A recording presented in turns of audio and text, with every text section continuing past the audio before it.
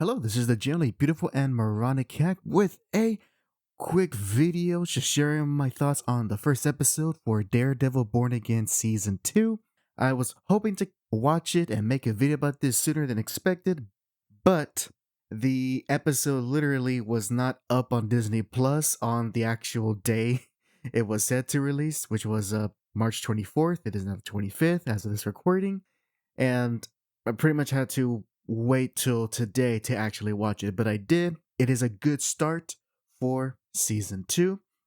Highlights for me is that Matt and Karen are back together, and I like to see that. They always had a good romantic connection with each other, so I'm very happy to see them being in a romance, and well, let's see how long it lasts this time. Maybe it can actually be a long-lasting relationship for Matt Murdock, but knowing him, he'll probably find some way to mess it up. Who knows? Maybe they'll find a way to bring back Elektra, despite the fact that she died already. But you never know. It's comic books. Another thing was also to see Matthew Litter play Charles, the... How should I put this? You know what? I'll put it bluntly. The Fed, since he is alluded to being from the CIA, but his character is shrouded in a lot of mystery. So we don't really know much about him aside from that he is someone of importance working for the US government, and he is using his position to work with Kingpin for assuming his benefit or the government's benefit. In either case, the stakes are now higher since now Kingpin has direct ties with not just all of the politicians of New York State, but now he has at least an inside man within the US government, and that is not great, at least for our heroes.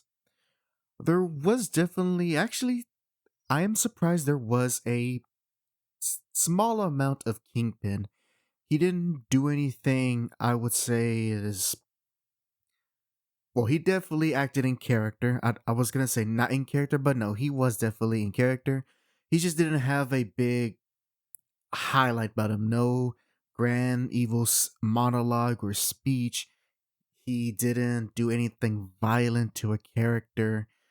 More so, a lot of his scenes in the first episode were him just relaying to the audience about his anti-vigilante task force and to show how far his corruption has grown.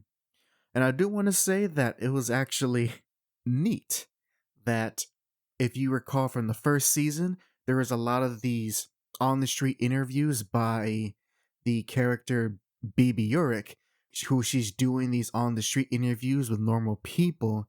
That returns for the second season, and they do a little twist where it shows that her footage is being doctored, and there is a admittedly off-kiltered segment, like very short segment, where a reporter in a Kingpin mask and outfit made to parrot him is reporting like what's actually happening in New York City. And of course, as the viewer, we know that whoever this is, I assume it's BB under a heavy disguise, is, as the viewer, we know that they're speaking the truth, but in context, they come off as kind of crazy and like a conspiracy nut. As weird as it was kind of put into the episode, I understand and like it makes sense, and this is a way for BB to get the real news out while she has to pretend to give positive coverage of Kingpin so that she can at least keep her one source close to her, that being the character, I forget his name, but the character played by Gandolfini. Other highlights, we have some cool action moments with Daredevil. I do like that in the opening portion of the episode, we get to see Daredevil, like, for once, not get like super beat up or lose endurance in one of his fights. Like, he actually shows how competent and deadly he is, and that he can, for the most part, get out of a fight relatively unbothered.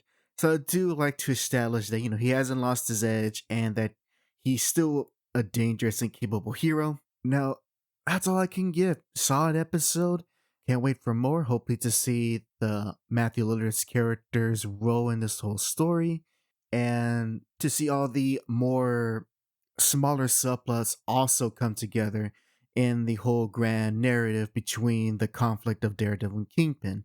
That's one thing that I'm not showcasing very well, but a majority of the episode really is just catching up with what a lot of the supporting characters are up to, whether that's Matt's law partner, Duffy. Yeah, Duffy. That's her surname. I forget her first name. I think Kristen. No, I think it's Duffy. Just catching up with her, catching up with Max, uh, the therapist that he was dating back in season one, seeing her in her new position as a psychologist for the Fisk administration. I guess that's one way to say it. And who else? Who else have we catched up on? Oh, BB, of course, catching up with her, and of course, and catching up with, of course, Karen and Matt. Since it has been some time between both seasons, not a lot of time, but there is some times in there is some time that passed, and Matt Murdock and Karen, especially Karen, had to lay low so as not to get caught. Most of the episode, Karen is in a nice wig, but a wig nonetheless. Although Matt's being less covert when he's not Daredevil, all he is just walking around a hoodie. So I'll say Karen's doing a better job of staying more incognito than him. But yeah, that's all I have to say for that. I'll make an update on the show once we reach up, probably by episode 3 or 4, and I'll see if my opinion of the show changes. Hopefully, it changes for the better as we see more exciting things, especially since we're going to get more characters from the Netflix era of Marvel TV shows. We'll like to see that. I know Jessica Jones is going to be in the show, I should clarify. So love to see her, and obviously some new ideas brought to the table. Love to see more street Marvel characters brought into the show, and let's have some fun with it. So with all that said, thank you very much for watching, and this is Hack, sign out.